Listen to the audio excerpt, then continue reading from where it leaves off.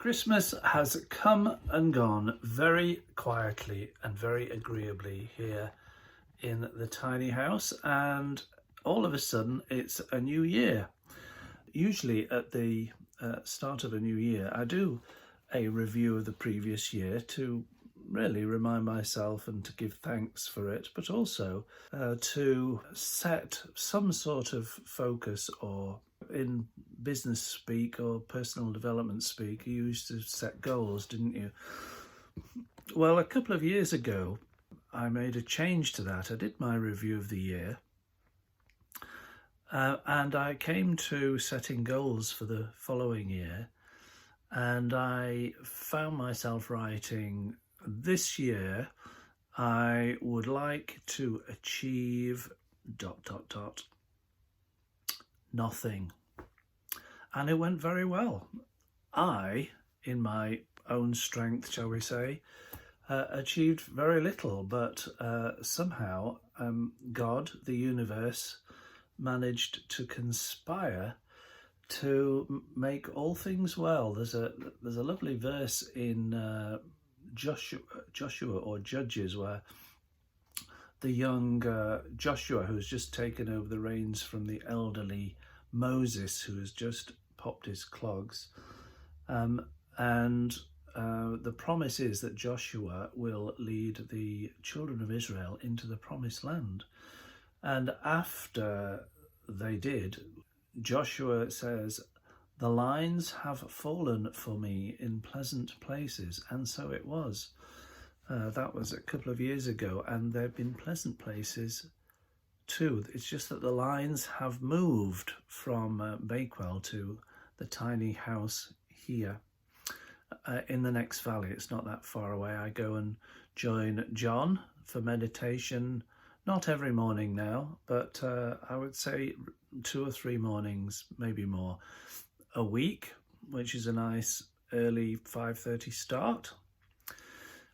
But this year,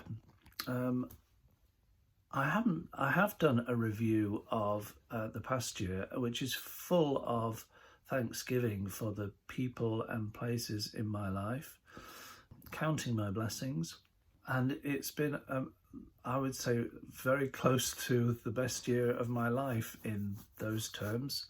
So I'm hugely grateful. Normally I would do some sort of focus for the year ahead, but this time I took the advice of a young 26-year-old Finn, as in a young man from Finland called Seve, S-E-V-E, who I very much enjoy watching his short videos on YouTube. Look him up. A very sensible and wise young man who's decided not to follow the herd and instead find a life that suits him. So here's a quick glance at my journal, Live the Life You Love notebook, £1 from the local store in last year's January sales, actually. And there is a very full-packed 2022, which I'm grateful for. And for 2023, this Seve suggests and recommends just visualizing one outcome for the year. You might like to try this. So what did I come up with? It's a bit predictable, nothing so exciting, I'm afraid, but having moved here to the tiny house to write, it says 2023, the year of coming home to self and finishing mistaken identity, also open to epiphanies. Notice I like to leave a space open for the unpredicted. Who knows what this year might bring? And it started off very quietly in the tiny house, learning a lot about the plumbing and the gas and the electrics and the sanitation, which I will cover in my next video or so. People ask about that. But in this one, I just wanted to go through not just the physical slimming down from the cottage in Bakewell to the tiny house, where I have I've culled probably a third of my books. About 2/3 are in storage at the moment. I have my favourites in the loft up there. But also clothes. I probably gave away half my clothes.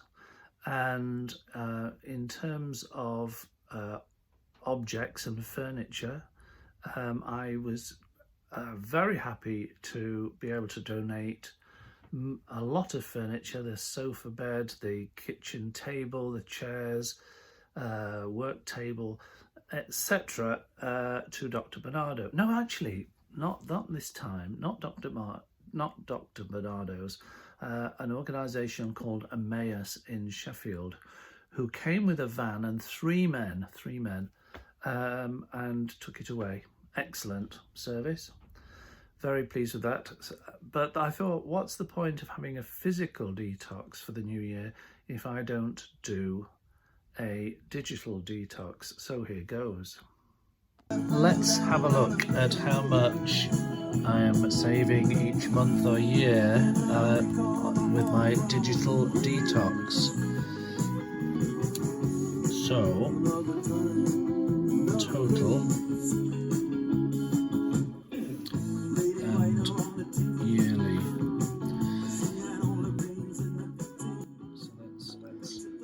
Let's have a look at some of these items, shall we? Top of the list, Netflix. Yes, cancelled that.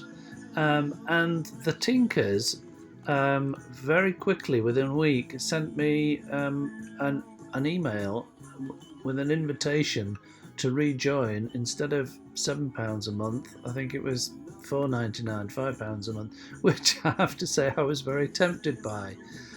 What's noticeably absent from the online services is there's no Spotify on the list. I wouldn't do without my Spotify and my Happy Friday new release lists, as I've said in other places.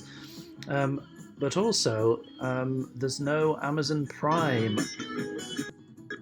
which is also £7 a month, I believe. But why am I happy to give my cash to Mr. Bezos? Well, it's because of delivery, actually. I have bought a number of items for the tiny house. Alexa, stop.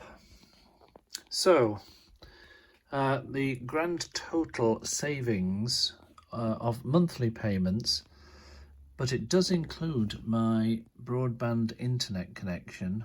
I'll still pay something a month for my initially my mobile data connection. It won't be anything like that, but I will ultimately need a satellite connection, which will be more expensive. But right now, that amounts to £906.60 a year, £164 a year for the TV licence. Yes, I am cancelling that. I would pay less just for Radio 4, but I don't watch the telly, so I'm afraid that's going. 1 or 2 annual subscriptions cancelled, bringing it to a total annual saving of £1,143.59. And while I am at it, I have been a premium member of Borrow My Doggy for a couple of years, and I haven't borrowed a single doggy. It seemed like a good idea at the time. Basically, it's the same idea when you have grandchildren, you can always give them back. With Borrow My Doggy, you can dog sit for other people while they're at work or on holiday for just a short period of time, enjoy their company, take them for walks, or they take you for walks, and you give them back at the end of the day or the week. Anyway, I have just cancelled my annual membership. The other aspect of digital detox is reducing my time spent on my phone, which is currently 4 hours 19 minutes a day. So let's see what we can do about controlling this. I'm on an iPhone and I have only just explored and discovered, to be honest, something called Focus, which allows me to restrict what which people can contact me and which apps are active in different times of the day: work, personal, sleep. I'm going to just set up a personal focus now, which allows me to restrict incoming messages from people, choose people to silence. Actually, I've got it the wrong way around. I'm silencing my daughter and my son here. It should be the other way around. I will change that back. And also the apps that you want to silence. So, for example, you might be like me, a WhatsApp addict, and when you're in the middle of doing something, not necessarily work, in personal focus, it might be meditation time or just having a cup of tea. But you can select to go silent running, for example, on WhatsApp. And one of my favourite leisure pastimes, which I like to do actually in bed, if it sends me off to sleep, or quietens the mind to go to sleep, is I like to play Scrabble or Words with Friends, as it's called. So in my sleep focus, I allow myself half an hour to play Words with Friends, but you can put a time limit on that as well. So, using the inbuilt functionality of the phone, I'm not sure about Android, you'd have to check. You can sort of put a firewall or a silence wall around different times of the day, and hopefully, I'll let you know if my overall screen time or my chill time improves as a result of this digital detox. I hope that has been of some interest to you. I know you already have subscribed, but if you haven't, please do. See you next time.